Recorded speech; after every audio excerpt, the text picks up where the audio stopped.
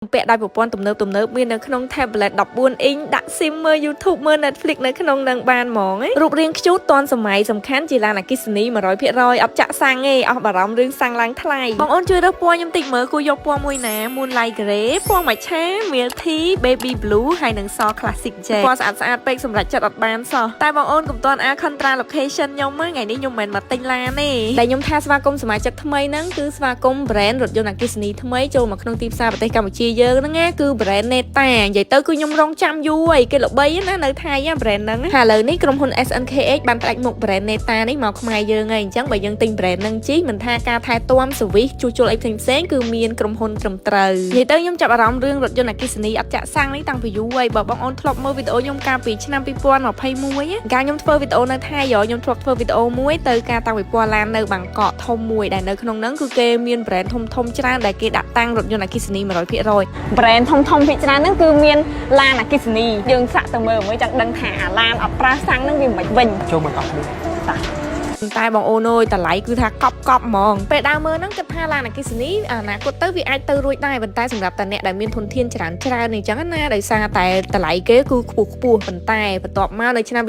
2022នៅថៃហ្នឹងគឺមានការនាំចូល brand មួយគឺ brand Neta ហ្នឹងឯងដែលផ្ទុះការពេញនិយមខ្លាំងមែនតើដោយសារតែឡានអគ្គិសនី Neta នេះតម្លៃសមរម្យហើយរូបរាងចេញមកទំនើបហើយខ្ជូតទៀតអញ្ចឹងសម្រាប់បងអូនដែលឆ្ងល់ថារថយន្តអគ្គិសនី 100% អត់ប្រើសាំងសោះវាដំណើរការមិនជាពិសេសលក្ខណៈពិសេសរបស់ brand Neta នេះផ្ទាល់ហ្មងចាំថ្ងៃនេះខ្ញុំមកប្រាប់ដោយសារតែខ្ញុំបានសាកជីដែរគឺថាអែមហ្មងតែមុននឹងចូលសាច់រឿងបងប្អូនទាំងគ្នាមានដឹងអត់ពីដំណើរដើមតងនៅពីក្រោយការបង្កើតឡានអគ្គិសនីឡើងមកតើគេបង្កើតឡើងដើម្បីអីនិយាយទៅការខ្ញុំនៅរៀនហ្នឹងធ្លាប់រៀនតាក់ទងនឹងឡានអគ្គិសនីហ្នឹងដែរដោយសារតែមេរៀនហ្នឹងគឺគេនិយាយពីផលប៉ះពាល់ធំរបស់ពិភពលោកនៅថ្ងៃអនាគតដោយសារតែកំណើនប្រជាជនធ្វើឲ្យមានការចរាចរណ៍នៅតាមដងផ្លូវច្រើនហើយចំហេះប្រេងឥន្ធនៈដែលចេញពីឡានហ្នឹងគឺវាប៉ះពាល់ខ្លាំងមែនទែនទៅក្នុងស្រទាប់បរិយាកាសអញ្ចឹងគឺគេស្រាវជ្រាវ innovation ថ្មីរបស់កំហុញថ្មីដើម្បីទប់ទល់ហើយនឹងកាត់បន្ថយឥទ្ធិពលទាំងអស់ហ្នឹងហើយឡានអគ្គិសនីគឺជាដំណោះស្រាយមួយដើម្បី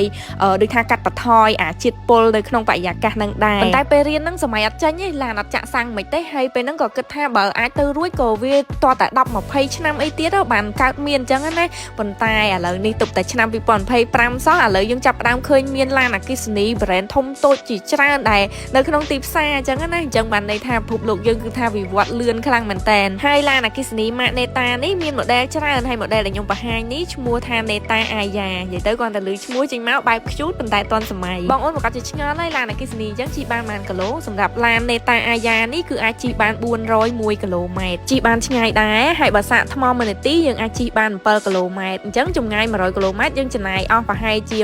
7500រៀលហើយមួយទៀតខ្ញុំឆ្ងល់ដែរថាឡានហ្នឹងទាល់តែសាកជាមួយនឹងបកគោលដែលគេតឡើងហ្នឹងមែនតាមពិតមែនទេខ្សែសាកហ្នឹងគឺរចនាឡើងដោយក្រុមហ៊ុន SNKH ផ្ទាល់ហ្មងអញ្ចឹងយើងអាចវិចឆ្នាំងសាកទៅសាកបានគ្រប់ទីកន្លែងហ្មងចាប់អារម្មណ៍នៅក្នុងឡានហ្នឹងអត់មានប៊ូតុងអីច្រើនទេគឺភាគច្រើនគឺយើងបញ្ជាតាម tablet អាធំដែលគេបំពាក់នៅក្នុងឡានហ្នឹងហ្មងហើយ tablet ហ្នឹងយើងអាចដាក់ SIM មើល YouTube មើល Netflix លេង game លេងអីបាននៅក្នុង tablet ហ្នឹងហ្មងនឹកទៅទំនើបរបស់គេហើយបើការ design ទាំងខាងក្នុងទាំងខាងក្រៅអីវិញមើលមកគឺថាស្អាតពេញចិត្តខ្ញុំហ្មង Neta Aya នេះជាលក្ខណៈឡាន SUV ប៉ុន្តែអត់ធំពេកអត់តូចពេកហើយសន្សំចៃដោយសារយើងអត់ប្រើសាំងឡាននេះខ្ញុំឡើងបើកផ្ទាល់និយាយទៅ smooth ល្អវាអត់កញ្ឆក់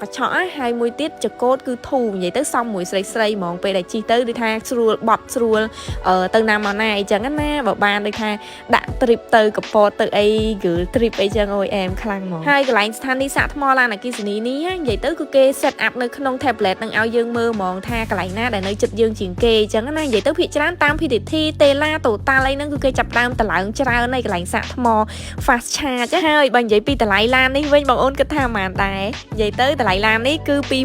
26900 ហើយមានធានាលើតួរថយន្ត10ឆ្នាំឬក៏200,000គីឡូហើយបើធានាលើថ្មហើយនឹងម៉ូទ័រវិញគេធានា8ឆ្នាំឬក៏160,000គីឡូហើយគេធានាលើការសេវាកម្មថែទាំ2ឆ្នាំទៀតឬក៏20,000គីឡូហើយបើនិយាយពីពន្ធផ្លូវឡានអគ្គិសនីនេះវិញពន្ធផ្លូវតែ$25ក្នុងមួយឆ្នាំទេខ្ញុំឃើញគេ review នៅថៃឡានហ្នឹងគឺជិះ2ឆ្នាំ 23,000គីឡូអត់ទាន់ខូចទេអាហ្នឹងអាស្រ័យលើយើងថែទាំ ដែរខ្ញុំចាប់អារម្មណ៍ខ្សែភ្លើងចេញពីឡាននេះដំបូងឆ្ងល់ដែរថាគេដោតអីគេតាមពិតនិយាយទៅគឺយើងអាចប្រើភ្លើងចេញពីឡានហ្នឹងហ្មងដូចថាយើងអាចដោតដាំបាយដោតអីពេលណាដាច់ភ្លើងអញ្ចឹងដោតដង្ហាដោតអីយើងយកភ្លើងចេញពីឡានហ្នឹងបានហ្មងយកដួយទៅដោតក្នុងឡានហ្នឹងហ្មងនេះបើពណ៌មៀលធីនេះសម្រាប់អ្នកលេងឡានខ្ជូតដែរយើងអាចបិទអញ្ចឹងបាននិយាយទៅដូចថាទិញទុកជូនកូនទៅរៀនទៅអីចឹងណានិយាយទៅនេតាអាយ៉ានេះមានលក្ខណៈពិសេសច្រើនហើយបើបងអូនចាប់អារម្មណ៍អាចទៅមើលផ្ទាល់នៅ showroom របស់ Neta Auto Cambodia បានដែលមានទីតាំងនៅផ្លូវលេខ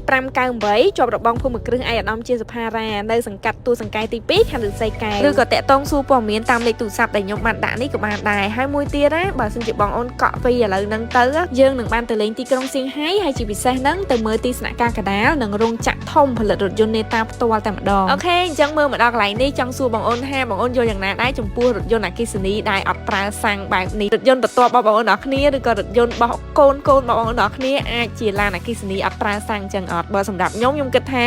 ឡានអគ្គិសនីអាចជាបដិវត្តថ្មីមួយនៅក្នុងវិស័យឧស្សាហកម្មយានយន្តដោយសារតែ innovation ការរបកកំហើញថ្មីឥឡូវគឺវាលឿនខ្លាំងមែនតើណាហើយឥឡូវហ្នឹងឡានអគ្គិសនីឃើញថាទទួលបានការចាប់អារម្មណ៍ច្រើនអញ្ចឹងឥឡូវយើងចាំមើលទាំងអស់គ្នាថាតើឡានអគ្គិសនីវិវត្តលឿនប៉ុណ្ណាអញ្ចឹងវីដេអូថ្ងៃនេះមានតែប៉ុណ្្នឹងទេបាយបាយជួបគ្នាវីដេអូក្រោយ